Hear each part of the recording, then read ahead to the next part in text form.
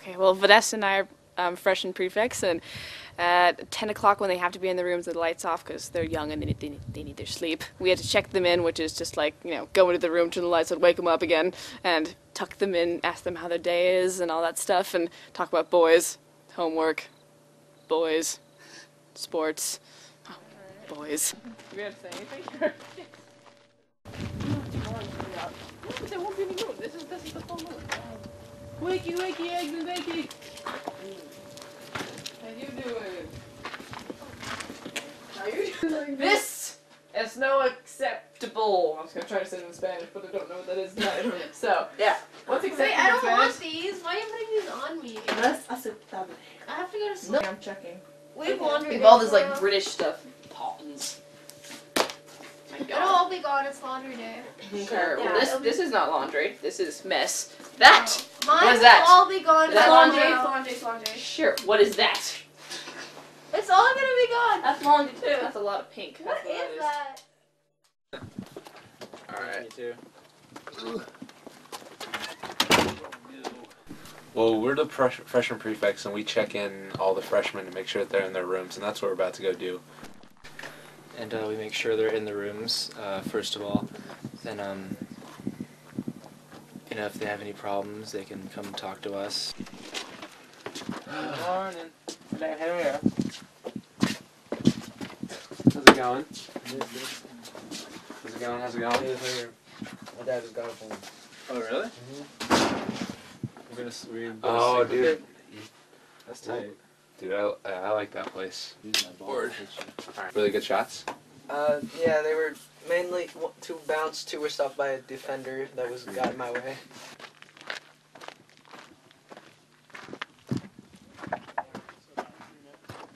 Hello?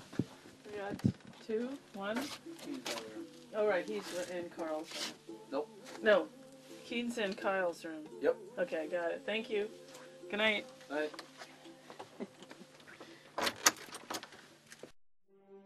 Midland was founded in 1932 by Paul and Louise Squibb. Everything about Midland today goes back to them. They were old-fashioned even back in 1932, even though today, if they were around, they'd be cutting edge.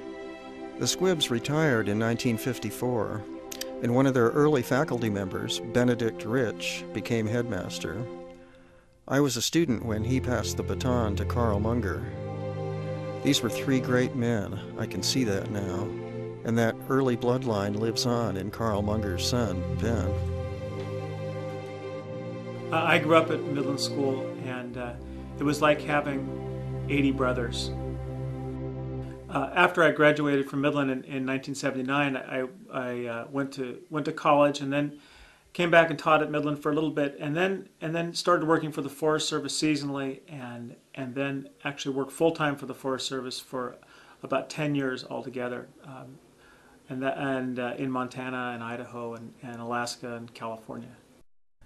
Ben and his wife Lori are both grounded in the earth sciences, archaeology, geology, hydrology, ecology, and agriculture. Together they teach Midland 101, a class that introduces freshmen to the living laboratory of the 2,800-acre Midland property. So we're out here on the Alma Pintado, and I'm having my geology class look at what the stream, the morphology of the stream, what it looks like currently right now. We have maps from 1992 of a past senior thesis where they came out and did exactly the same thing, and I want to see how much the stream has changed through time. So they're doing a cross-section, they're measuring how wide the stream channel is and how wide the floodplain is, and then they're doing sketches, a plan view sketch from above, and we can compare that to our old sketches. One of the reasons this is important is because they could be doing something like this for the Forest Service or the BLM, or they could be working for private contractors looking into stream restoration. Most of my job at Midland is working with students on the school farm, and the school farm is about 6 or 7 acres, and we have mixed vegetables and fruits and beans and grains. And the other part is working on the ranch and then taking care of the cattle lease, and also improving the existing pasture system. When I came back to Midland. We just had one large pasture, and we're trying to divide it up into smaller ones so that we can do better managed grazing. Another person at Midland who's grounded in the earth is Marguerite Graham. As wife of the head of school, she freelances into a lot of different projects, but she's especially focused on the connection between the garden and the kitchen. Why have a garden? Because you could order the food from a supply warehouse and have industrial produce that would be less expensive, a whole lot less nutritious. But here the kids are connecting with the whole process. They're understanding that the compost is adding nutrients to the soil that's producing the food that they're going to harvest and eat. And there's slop, and the food that we don't finish comes down to the garden and supports the pigs.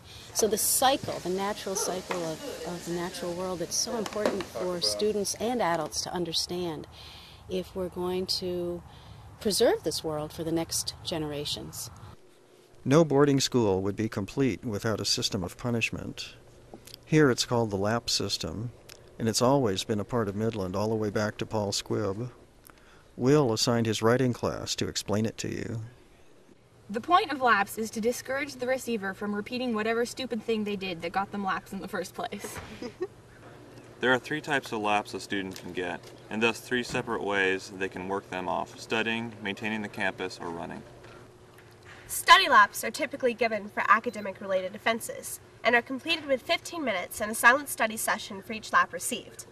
Work laps are for offenses outside of the classroom, such as failing a room inspection, and can be worked off again at 15 minutes per lap, cleaning for teachers or raking leaves or doing some other chore that helps with the upkeep of campus. Run laps are for more grievous offenses and can be worked off one at a time as a student runs a 1.2-mile loop. Anyone can give laps, but teachers and senior prefects and job leaders most frequently write lap slips. If someone is caught watching a movie or playing a video game, the punishment is minimal. But if the student is caught with drugs, alcohol, or has committed academic dishonesty, the punishment is severe and will result in a trip to council and run laps, and possibly expulsion if this is not the student's first offense. It's like the line between misdemeanors and felonies. The great thing about the system is that not only does it provide a disincentive for students to misbehave, but the outcome of the labor of laps is generally positive. Finished homework, a cleaner campus, and healthier students. I got my laps for not doing a math project. I got laps because I was playing lacrosse in upper yard. What did you get your laps? No, I'm not telling you. What did you get your laps for? No, I'm too embarrassed. I'm not going to say. You have to tell me. No, don't tell me. Stop. If you don't tell me, I'll get more laps. No, I won't. You can't do that to me. That's not fair. There must be a public record, though, of what you got your laps for. Maybe. I don't know. It's just a misunderstanding, I guess. I had my friends take me to school instead of my dad, and Derek thought that was unsafe, and so he gave me laps. And there's no reason in persuasion. There's no, we have to debate this. It's immediate for an 8th grader. There's no real excuse. They don't try to make excuses in ways because there is no excuse. I overslept. Okay, no one's perfect. You had a tough morning. How are you going to make up for that? How are you going to catch up? Come over and help me rake leaves out back this afternoon. I need help with my gutters. Give me 15 minutes. I think beyond just missing something at Midland, the thing that I'll especially not be able to find anywhere else